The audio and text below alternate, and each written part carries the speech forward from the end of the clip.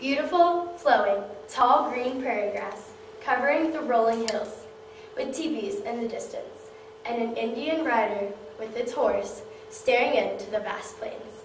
Hi, my name's Emma. I'm a 4-H'er from Ellis County, and today I'm going to teach you how to turn that horse into the pasture into an Indian horse ready for war. First, you must know a little bit about horses used in war. Horses were first used in war over 5,000 years ago in Eurasia. They were last used in World War II. They were used in many ways, such as hauling supplies and used for endurance. Any breed could be used. They also used mules and donkeys. They also mainly wanted to use stallions because of their hot-blooded personalities. You also need to know about Indian horses. They were first brought over in the 1500s by the Spanish. They were used for hunting, hauling, war, and very much more.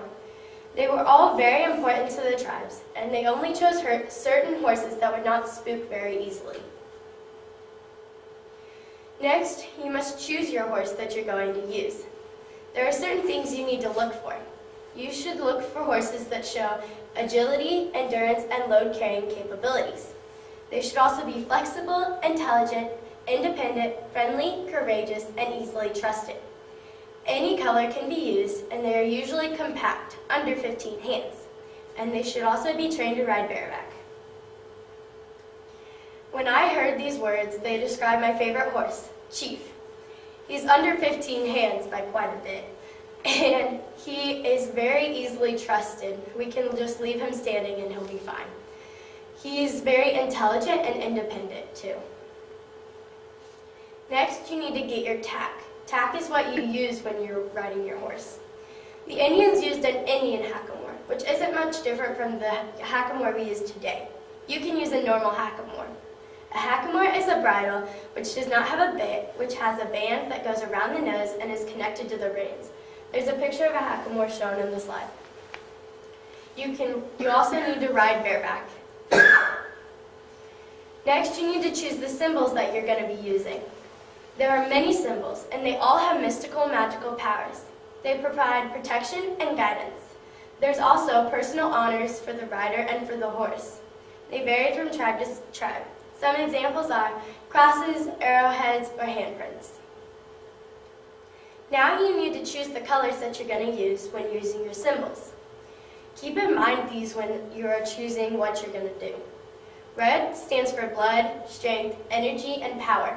Black stands for victory. White stands for mourning or peace. Blue for wisdom and confidence. Yellow stood for death. Green for endurance and had magical powers to improve vision. And purple stood for power, mystery, and magic. How did they make paint? Obviously, the Indians couldn't just go to the store and buy paints, so they had to make them from their natural surroundings.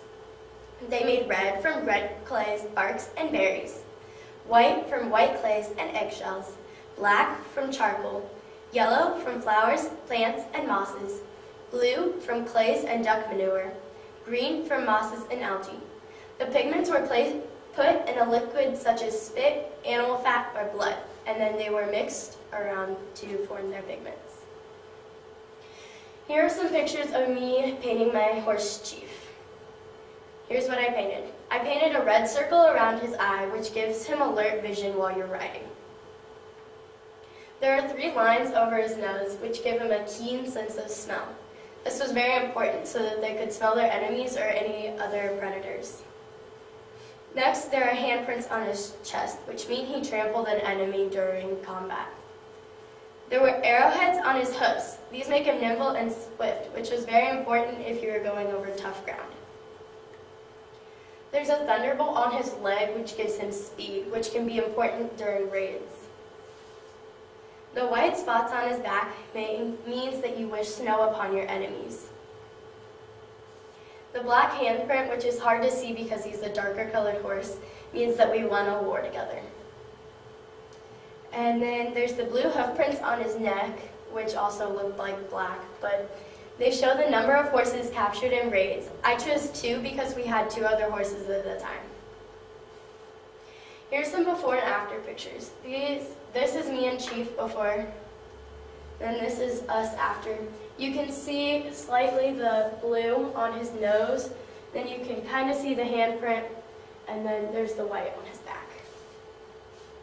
And then here's his other side. You can see there's like the indentation of a black handprint, and then there's the hoof. So in conclusion, you need to remember the main things you need to do. First, you need to know what to look for when choosing your horse. Then, you need to decide what you want to paint. Then, remember the colors and what they mean. Now, paint and enjoy. Finally, you're going to want to win a war together. Here's my resources that I used. This is the end of my talk. Are there any questions? What got you interested in this topic? I was interested in this topic because I've always wanted to know why horses were used in war, and specifically like how they were used. But then one of my favorite things were Indian horses. I just liked the way they looked. And what was the most interesting thing you learned as you were doing your research? Probably that there were so many different symbols that you could choose from. And then it took me forever to try to pick out which ones I wanted to specifically paint. Thank you.